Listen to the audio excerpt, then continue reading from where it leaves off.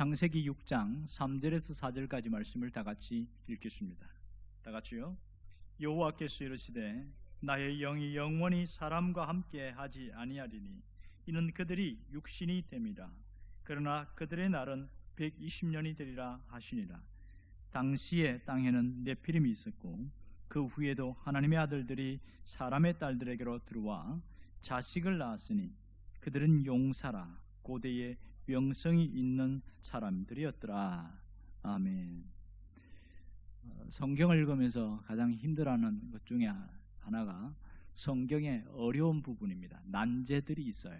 그런 부분들을 풀 수 없는 때가 상당히 많습니다.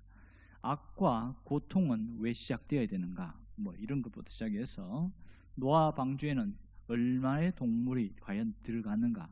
이게 다 셀 수는 없거든요. 당연히 추측할 뿐이고요. 그런 거 하면 또 예수님이 돌아가셨을 때에 베드로후서에 보면 지옥에 가셨다 그러는데 정말 지옥에 갔다가 오신 것인가? 이런 복잡한 문제들, 이런 난제들이 굉장히 많이 있습니다. 오늘 창세기 6장에도 보면 가장 크게 해석하기 어려운 문제가 하나님의 아들들에 대한 것과 또 네피림에 대한 문제입니다. 오늘 여기에 보면 4절에 보면 당시에 땅에 네피림이 있었다. 그리고 또 그게 네피림들이 어떤 일을 했는지가 잘 나와 있습니다. 오늘 이 본문은 홍수 심판 이전에 나타난 상황을 잘 그려주고 있습니다. 그럼 여기에서 이 네피림이 누구인가 하는 겁니다. 네피림이 어떤 자냐, 이것을 풀어나가는 것이 대단히 중요하겠죠. 한마디로 말하면 이 네피림은 거인을 뜻합니다. 자이언트. 이 네피림이라는 히브리 단어가 보면 넘어지다, 거꾸러뜨리다 이런 표현을 갖고 있는데, 그러니까 몇 가지 해석을 하고 있어요. 하나는 이 네피림들이 키가 워낙 크니까 4m, 5m 이렇게 대단한 그런 거인족이라고 하니까 그들을 보자마자 안색이 싹 변해가지고 하얗게 질려버리는 것, 그것을 표현하는 경우도 있고요.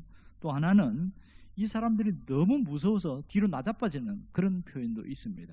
그런데 더 정확한 해석은 뭐냐면 세 번째인데, 사람들을 거꾸러뜨리고 넘어뜨리는 자다.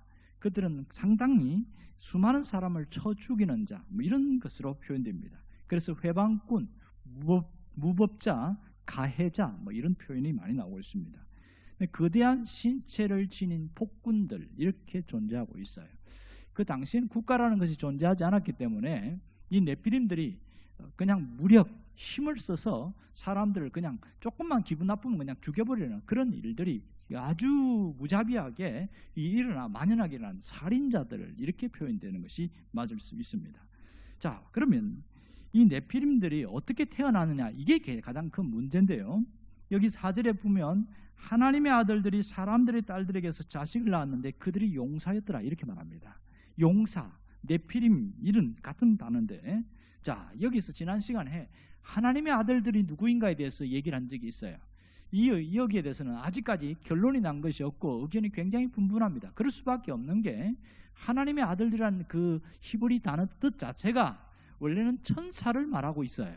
그러다 보니까 이 하나님의 아들들은 천사라고 우기는 사람들이 있습니다. 정말 그렇게 말해도 할 말은 없거든요.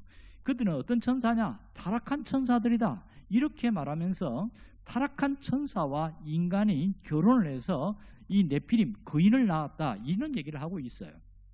이것이 원어적인 뜻으로 보면 맞는 것처럼 보여요. 사실은 그렇게 단어를 조합하면 그게 맞거든요. 그런데 무슨 문제가 있냐면 이 타락한 천사와 인간이 결혼해서 자식을 낳았다. 근데 성경에 한 번도 천사와 결혼해서 자식을 낳았는데 그 자식들의 이름이 성경에 기록된 것이 전혀 없거든요. 이게 가장 큰 난점이고요. 또 하나는, 그러면 노아의 홍수는 그 원인은 누가 제공했냐? 사람이 아니고 타락한 천사가 문제다. 그들이 인간들과 결혼하면서 네피림을 낳았고, 그래서 이 세상을 다 악으로 물들였기 때문에 원인 제공은 타락한 천사들이다, 이런 결론이 나거든요. 그러니 상당한 심각한 문제가 되겠지요. 이런 여러 가지 봤을 때에 사실 이 천사들은 영적인 존재인 건 맞습니다. 그 타락한 천사, 어떤 분은 뭐라고 그러냐면 예수님이 천사는 결혼도 하지 않는다, 이런 얘기를 했는데, 그러면서 이런 분들이 주장하는 걸 제가 읽어보니까 천사는 결혼하지 않는다는 걸 맞는데 꼭 결혼을 타락한 천사는 결혼을 할 수 있다 이렇게 그렇게 풀어나가더라고요. 결혼을 할 수 있다 이러면 또 무슨 문제가 생기지 않습니까? 올림푸스 신화에 나오는 그리스 신화에 나오는 제우스 신이나 뭐 포세이돈이나 별반 차이가 없는 거예요. 이 성경이. 그러면 가장 큰 문제는 이 성경이 강조하고 있는 전체 구속 역사, 하나님이 이끌어가는 어마어마한 역사에 상당한 문제점이 생기기 시작해요. 이런 문제가 생기고 있고, 그렇다고 해서 이것을 셋의 후손으로 우기기도 상당히 어렵습니다. 그래서 두 부류가 가장이 많이 이루는데, 셋의 후손을 부르면 하나님의 아들들이 셋의 아들들이면 그러면 사람의 딸들은 가인의 딸들인데 반대는 왜 없냐는 거예요. 그런가 하면 그러면 셋의 후손들은 다 경건한 자들이라는가? 결코 그렇지 않다는 거예요. 노아만 의인이었다 이렇게 하는 거 보면 그 당시에 셋의 후손도 수없이 다 타락해 있는데 어떻게 경건하다 할 수 있는가? 이런 상당한 어려움에 봉착하고 있습니다. 그러나 전체를 봤을 때에 이거다 저거다가 말을 할 수는 없지만 분명한 것은 하나님의 아들들은 경건한 자들의 후손인 것은 맞습니다. 그래야 성경을 풀어나갈 수 있거든요. 하나님의 은혜를 입었고 하나님의 은혜로 살아가는 자, 그래 하나님의 말씀을 붙들고 살아가는 그런 사람들이 하나님의 아들들인데, 그렇다고 해서 이들이 천사가 되는 건 아니에요. 분명한 것은 그들이 타락을 했다는 것이 가장 큰 문제입니다. 여기 보면 네피림이 있었고 또 하나님의 아들들과 사람의 딸들이 결혼해서 용사가 태어났다 이런 거 보면 당시에 큰 자이언트 거인들이 태어나기도 했지만 하나님의 사람들, 이 경건한 사람들이 네피림처럼 그렇게 행동을 했을 가능성도 굉장히 많습니다. 맨날 만나가지고 예배나 드리고 그냥 회개기도나 하고 뭐 그렇게 하면서 맨날 제사 드리고 이렇게 너무 따분하고 지루하다는 거예요. 우리도 좀 이게 인간답게 살아보자 이렇게 하면서 보니까 세상인 사람들은 뭐 철기 문화도 만들고 뭐 굉장한 화려하게 옷도 입고 다니고 너무 빚가번쩍하게 살아가는 게 너무 부러운 거예요. 그러다 보니까 그들의 문화에 동화되어져서 가끔 막 그렇게 똑같이 살아가다 보니까 타락하기 시작한 거예요. 이것이 가장 큰 문제입니다. 노아 홍수의 핵심은 인간의 타락으로 인한 홍수 심판이라는 것이 여기 핵심입니다. 그런 걸 보면 이 경건한 자들의 문제가 심각하다는 것을 알 수가 있습니다. 결국 이 하나님의 안타까워하시는 이 속에서 보면 경건한 후손들의 타락이 가장 큰 맹점이다. 이것을 보여주고 있습니다. 그들은 하나님께 드려야 할 예배를 더 이상 드리지 않았습니다. 더 이상 피비리 나는 그런 제사를 원치 않았습니다. 그리고 네피림처럼 살아가는데 굉장히 좋거든요. 맨날 따분하고 지루하게 살다가 아주 스릴 있게 살고 아주 막 재미있게 살고 막 군림하면서 살고 억압하면서 살고 상당히 재미있었거든요. 그런 삶으로 빠져들면서 심각한 문제가 된 겁니다. 그러면서 뭐가 없어진 줄 아세요? 이 땅에 죄와 이 어마어마한 심판을 대신 위해서 붙들고 있는 의인이라는 존재들이 사라지기 시작합니다. 놀라운 것은 하나님이 그 가운데서도 참으시고 또 참으셨다는 사실입니다. 하나님이 참으실 때 보면 가인이 아벨을 죽였을 때에도 하나님이 참으셨어요. 그리고 아벨에게 벌을 내리긴 했지만은 그가 자기 생명을 갈고 살아갔단 말이에요. 근데 그 아들의 아들인 라멕은 어마어마한 살인자예요. 엄청난 살인자임에도 불구하고 하나님이 참으시고 그를 바로 벌을 내리지 않습니다. 이것이 노아 때까지 계속 이어지고 있단 말이에요. 이 하나님의 오래 참으심에 대해서 사람들은 오히려 이래도 뭐 별거 없네, 하나님이 뭐 벌 주는 거 없네, 겁이 없어져 버렸어요. 그리고 사람의 이 경건한 후손들도 똑같이 동화되어 가는데 아무런 일이 일어나지 않는 거예요. 그러니 그렇게 살아가도 당연하다고 생각하고 무너진 것이 가장 큰 문제인 것을 알 수가 있습니다. 그래서 그들이 어떻게 되어졌느냐, 오늘 3절에 보니까 이렇게 말하고 있습니다. 여러분 3절에 뭐라고 나와요? 여호와께서 이르시되 나의 영이 영원히 사람과 함께하지 아니하리니 이는 그들이 육신이 됨이니라, 이렇게 말해줍니다. 그들이 육신이 되어졌다. 무슨 뜻일까요? 육신이 됐다는 게 뭘까요? 이미 몸을 입고 있는데 이것은 이제 영적인 존재로 살아가지 않고 육체를 가진 정욕에 물든 욕망을 가진 존재로만 살아간다, 이런 뜻이 되겠어요. 이어 그들이 육신이 되었다는 그것은 더 이상 하나님을 섬기지 않겠다는 그 선언한 것, 그들의 마음을 하나님이 보셨고 그래서 그들이 육신이 되어버렸다, 이렇게 말한 겁니다. 이게 가장 큰 문제이겠죠. 그러니까 우리가 영적인 사람은 어떤 육신의 욕구나 욕망이 있어도 영적인 것으로 지배하고 억누르고 야 이거는 아니야 이렇게 되어지는데, 통제가 되어지는데, 육신이 되어버렸다는 것은 더 이상 통제가 없이 자기가 하고 싶은 대로 살고 자기가 마음먹은 대로 살고 자기가 원하는 대로 살아가더라. 어떤 자기의 욕망을 조절하거나 통제하지 않고 마음껏 펼치면서 살아가더라. 더 무서운 게 뭔지 아세요? 그런데 아무런 심판이 일어나지 아니하다. 그래서 그렇게 살아도 괜찮은 줄 알아요. 왜? 아무런 사고가 일어나거나 당장 뭐 멸망하거나 자식이 죽거나 뭐 그런 일이 없이 조금 뭐 마음에 찔리지는 모르겠지만은 나중에는 그것도 없어져 버리는 거예요. 이것을 신약 성경에는 뭐라고 하는지 아세요?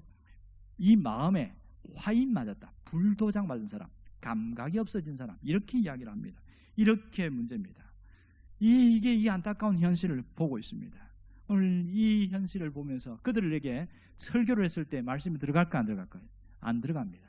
오히려 듣는 것을 싫어하고 들어도 이 자기하고는 상관없다고 생각하고 그렇게 듣다 보니까 마음이 완전히 굳을 대로 굳어지고 성령의 역사가 없어졌어요. 여기에 하나님의 영이 함께하지 않겠다 이런 말을 하고 있습니다. 무슨 뜻입니까?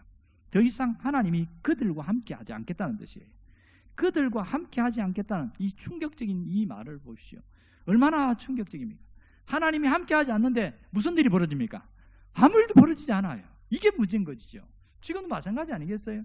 하나님이 함께하지 않고 자기가 육신의 욕망대로 자기가 원하는 대로 살아가는데 어떠한 일도 일어나지 않으니까 그래도 되는 줄 알고 살아간단 말이에요. 그래도 되는 줄 알고. 하나님이 함께하지 않는다고 해서 하나님이 벌을 안 내린다는 얘기는 아닙니다. 하나님의 오래 참으심을 함부로 남용하고 있는 이것이 가장 안타까운 문제인 것이지요. 오늘 여기에 특별한 단어가 나오는데 3절에 보면 뭐라고 그러냐면 그러나 그들의 날은 120년이 되리라 이렇게 말했어요. 120년이 되리라. 이 단어를 가지고 이제부터 홍수 이후부터는 인간의 수명이 120년을 줄어들었다 이렇게 얘기하는 사람이 있어요. 그런데 이 단어는 홍수 이전입니까? 이후입니까? 홍수 이전에 하신 말씀이거든요. 사실은 그 말씀이 맞을 수도 있습니다만은 더 정확한 해석은 뭐냐? 하나님이 이들에 보시고 한 번 더 기회를 주겠다는 거예요. 얼마나? 120년 동안 내가 기다려주겠다 이 뜻이거든요. 누가 문제입니까? 이 가인의 후손들이 문제가 아니고 경건한 자, 그런 하나님을 섬기는 그 경건한 자들이 타락한 게 가장 문제인데 그래도 하나님이 120년간을 기다려주겠다는 거예요. 이게 얼마나 놀랍습니까? 만일 이것을 아는 사람들이 있다면 야 하나님이 기다려주는데 이게 여기 곧 끝이 온단다 정신을 차리고 얘기를 했을 거예요. 그리고 그 말을 귀 기울인 사람들은 돌이키면서 회개하고 있을 거예요. 그러나 아무도 없었습니다. 심지어 노아가 방주를 지으면서 그 100년간의 기간 동안에 방주를 지으면서 성경 신약성의 베드로전후서에 보면 노아가 뭐 했냐면 사람들에게 가가지고 복음을 전한 얘기가 나와요. 그런데 아무도 믿지 않았다. 아무도. 사촌도 믿지 않았고 자기 뭐 가까운 사람들 믿지 아무도 믿지. 이 복음을 전해 누구한테 가장 먼저 전했을까요? 경건한 후손들, 타락했던 경건한 후손들에게 먼저 갔겠지요. 이것이 문제입니다.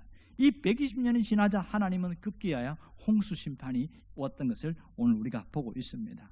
이 안타까운 때, 지금 우리가 살고 있는 때는 어떤 때이냐는 거예요.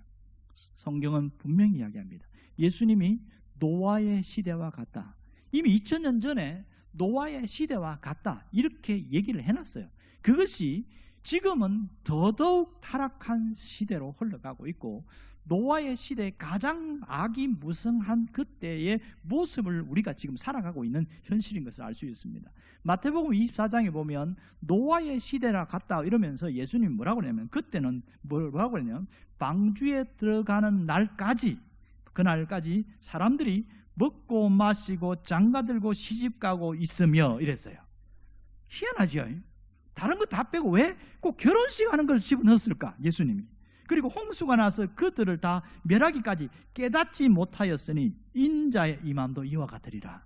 지금 예수님의 재림을 이야기하면서 인자가 재림할 때에도 이와 같은데 그들이 그때 건물을 지어놓고 비가 오는 그날까지도 도무지 깨닫지 못하더라, 이런 얘기를 하고 있는 거예요. 자, 그러면 결혼식 하는 게 뭐가 문제가 됩니까? 지금 그때와 같다는 게 무슨 뜻이지요?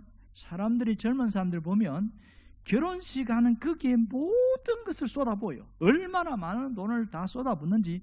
결혼식 하면 다 끝난 줄 알고 결혼 이후에 가서 뭐 세금도 내야 되고 그다음에 뭐도 내야 되고 할 일이 많은데 거기다 다 쏟아붓고 살아가는, 그것이 전부인 양 살아가는 것이 당시의 노아 때 똑같다는 거예요. 자기를 위하여, 자기만을 위하여. 거기에는 하나님은 안중에도 없고 아무것도 없는 거예요. 오직 나를 위하여, 나 자신만을 위한 그 삶이 그들의 핵심이었습니다. 정말 안타까운 사실이지요. 이 노아의 홍수는 최종적으로 임할 하나님의 보편적인 심판의 예표입니다. 지금은 하나님이 말씀하신 대로 물로 심판하지 않겠다고 했어요. 그러면 지금은 뭘로 심판한다고 했습니까? 불로 심판한다고 했습니다. 그 불이 핵전쟁이 될지 땅속에 있는 마그마가 터질지 그건 아무도 모릅니다. 분명한 것은 불심판은 삽시간에 이루어질 것이고 이것이 재림과 함께 동시에 나타날 사건인 건 압니다. 그럼 왜 지금 아무런 일이 일어나지 않냐? 세상 일이 악하고 또 경건한 자들이 핍박을 받고 고통을 받고 또 경건한 자들 저게 타락하고 마음대로 살아가고 있는데 왜 아무런 일이 일어나지 않느냐? 노아의 때와 똑같다는 거예요. 하나님의 오래 참으심 때문입니다. 하나님이 기다리고 기다리는 그것 때문에 아무런 일이 일어나지 않는 것이지 하나님이 결코 그것을 묵과하거나 그것을 좌시하지 않는 게 아닙니다. 하나님은 기억하고 계신다는 겁니다.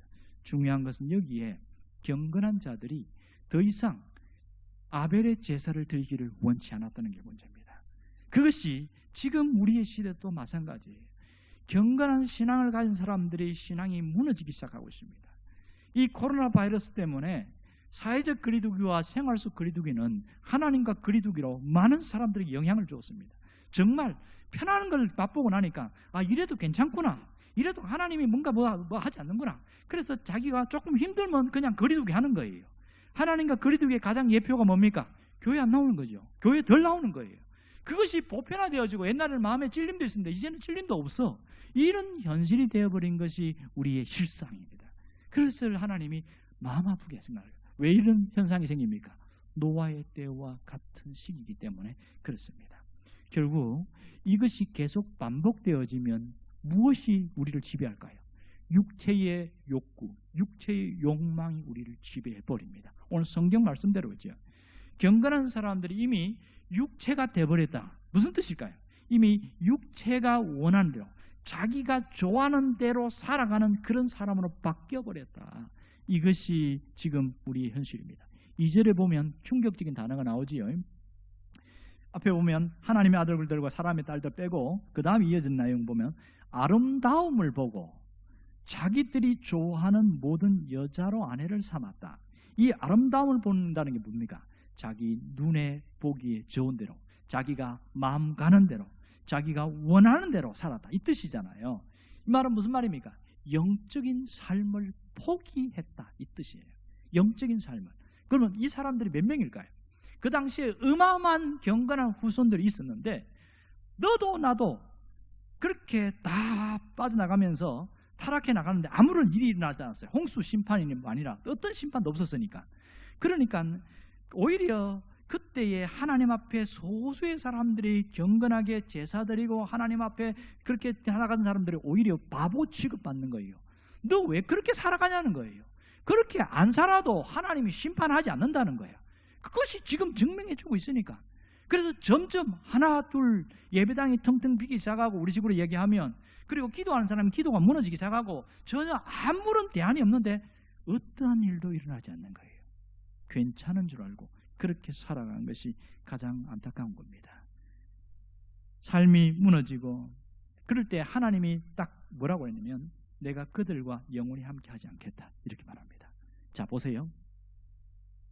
신앙이 무너질 대로 완전히 무너져서 바닥을 치고 있는 사람들에게 과연 하나님이 함께 하실까? 잘 모르겠어요. 그런데 살아가는 모습을 보면 하나님이 함께 하지 않는 것처럼 살아가는 사람이 굉장히 많습니다. 그게 뭔지 아세요? 마음에 찔림이 없어졌어요. 더 이상 어떤 말씀을 들어도 마음에 찔림이 없고 어떤 얘기를 들어도 마음에 찔림이 없어 굳어져 버렸어요. 심각한 문제인 것이죠. 그런데도 자신은 심각하다고 생각해요, 안 해요? 안 합니다. 다른 사람은 너 어떻게 하려고 그렇게 살아가냐, 너 그렇게 살면 안 된다 막 간절한 마음으로 하는데 내버려 두라고, 나 이렇게 살도록, 나 살다 죽을 거니까 내버려 두라고 완전히 완악해져 버린 거예요. 이게 하나님의 영이 떠난 모습이 아닐까, 그런 생각을 합니다. 실제로 하나님이 떠날지 안 떠날지는 저는 잘 모릅니다. 그러나 살아가는 이 완악한 모습은 하나님 없는 삶을 살아가는 일들이 여기서 많이 나타나고 있습니다. 이것이 우리의 아픔이고 안타까움입니다. 정말 하나님의 말씀이 들을 때 내가 찔림을 받는다는 것은 아직도 내 영이 살아있다는 증거예요. 전혀 찔리지 않는다는 것은 영이 거의 완전 죽어버린 상태거든요. 그러나 말씀을 들을 때 쿡쿡 찔려갖고 내가 이러면 안 되는데 하고 짧은 시간이지만 다시 회개하고 정말 돌이키려고 하고, 이건 아직까지는 이 나무에 뭔가 생명이 붙어있는 것과 똑같은 거예요. 오늘 여러분들이 정말 깨달을 수 있기를 원합니다. 이 노아의 시대에 살아가는 우리도 경건한 자들도 무너지고 있는 것이 보편화되고 있는 시대에 우리만큼은 더 이상 무너지지 않기를 원합니다. 더 이상 하나님이 원하는 그 뜻을 다시 마주 돌아가기를 원해요. 하나님은 그럴지라도 참고 또 참고 기다리고 또 기다리고 계신다는 사실입니다. 하나님의 오래 참으심을 우리가 함부로 그렇게 생각하지 않았으면 좋겠어요. 하나님이 오래 참으신다고 해서 계속 참으시는 것이 아니라 이 참으심이 어느 날 꽝 하고 터질 때가 옵니다. 그것을 성경에 뭐라고 그러냐면 때가 참해, 이렇게 나옵니다. 갈라디아 4장 4절에 보면 때가 참해, 물론 이건 예수님과 연결된 사건인데 노아의 홍수 사건도 때가 참해 어느 날 꽝 하고 터졌는데 더 이상 희망이나 더 이상 기회는 다시는 없었더라. 그래서 노아의 가족들 외에는 아무도 구원받지 못했습니다. 지금은 우리에게 기회의 시기예요.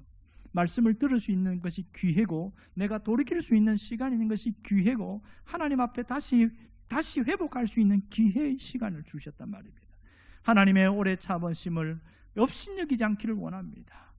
우리가 정말 다 가슴을 치면서 내가 다시 일어나야지 하고 돌이키기 시작할 때 그때부터 거기에 주님의 은혜가 부어지기 시작합니다. 여러분, 정말 이 교회는 너무 소중한 곳이에요. 왜 소중한 줄 아세요? 교회는 회복의 장소입니다. 모든 회복은 하나님의 영이신 성령님의 임재를 통해 나타나는데 그것이 교회에서부터 시작되어집니다. 성령의 임재는 우리의 교회의 회복뿐만 아니라 우리 삶의 회복까지 나타나게 하신다는 사실입니다. 여러분, 가장 큰 회복은 회개에서부터 일어납니다. 그것이 크든 작든 내가 가진 것이 회개가 터지기 시작할 때에 역사가 일어납니다. 회개가 안 터지는 사람에게 나타나는 가장 대표적인 현상은 뭐냐면 마귀와 똑같은 생각을 하고 마귀와 똑같은 말을 합니다. 요한복음 8장 44절을 보면 마귀를 뭐라고 그러는지 아세요? 예수님은 그는 거짓말쟁이고 거짓의 아비다, 이렇게 이야기를 했어요. 그런데 회개가 없는 사람은 마귀의 모습을 닮아갑니다. 그러므로 거짓말이 보편화되어지고 거짓말이 습관되어지고 거짓말이 우리 생활의 모든 것을 사고한다는 것은 벌써 마귀의 종노릇하는 모습이라는 것을 분명히 기억하기를 원합니다. 때로는 우리가 거짓말을 하지 않을 수는 없지만 가능하면 그것을 멀리해야 됩니다. 그래야 성령의 역사하십니다. 거짓말을 하는 자들에게는 성령의 역사 나타나지 않습니다. 분명히 기억할 것은 돌이켜야 돼요. 다시 돌이킬 때에 주님의 은혜가 부어집니다. 오늘 우리가 해야 될 일은 뭡니까? 내 육체를 쳐서 성령께 복종시키는 일입니다. 내 육체, 내가 하고 싶은 대로 하고 내가 원하는 대로 살아왔던 그 육체를 지배를 누르고 성령께 복종하는 것, 이것이 내가 살 수 있는 유일한 탈출구라는 사실을 기억하시길 바랍니다. 우리의 몸을 쳐서 내가 하나님의 뜻에 복종시키는 것 얼마나 중요한지 몰라요. 여러분들이 이거 하나만 깨닫고 다시 한번 일어나기를 원합니다. 이것이 하나님을 기쁘시게 하는 일이 다른 게 아니에요. 내가 내 욕구대로 살지 않고 하나님이 기뻐하는 뜻이 무엇인가를 자꾸 찾아가고 하려고 하는 것, 그것만 해도 여러분이 잘하고 있는 겁니다. 여러분이 다 다른 사람들은 자기 여가 시간을 활용하고 자기가 좋아하는 것을 하는데 그나마 또 예배에 와서 함께 예배 참석하러 왔다는 것은 정말 잘한 거라고 생각합니다. 여기서 한 걸음 더 나아가기를 원해요. 이것 자체로 만족하지 말고 내가 성령께 내 몸을 쳐서 복종시키는 자가 되어야겠다. 하나님의 뜻에 나를 복종시키고 하나님이 기뻐하신 뜻을 살아가겠다는 의지적인 결단이 있기를 원합니다. 그리고 그 삶 속에서 하나님이 주시는 은혜로 살려고 간절한 마음으로 기도하고 그렇게 살아가기를 원합니다. 이런 사람들은 지금 노아의 시대와 같은 그때의 경건한 자의 모습입니다. 바로 노아의 같은 모습, 그것이 여러분들의 모습이 되기를 주의 이름으로 축원합니다. 기도하겠습니다. 살아계신 아버지 하나님, 우리의 삶 가운데 하나님의 은혜와 하나님의 역사가 부어지기를 원합니다. 하나님은 우리의 허물과 잘못에도 불구하고 단번에 심판하지 않으시고 재앙을 내리지 않고 기다리고 또 기다리며 오래 참으시고 또 오래 참으신 걸 압니다. 하나님, 이 하나님의 오래 참으심을 우리가 멸시하지 않기를 원합니다. 이것을 시험하지 않고 정말 하나님 앞에 다시 돌이키는 시간이 되기를 원합니다. 우리의 육체를 쳐서 온전히 성령께 복종시키는 자가 되게 하여 주옵소서. 우리가 하나님 앞에 다시 돌아가서 오직 하나님의 은혜에 붙들고 살아가는 경건한 자의 후손이 되게 하여 주시옵소서. 예수님의 이름으로 기도합니다.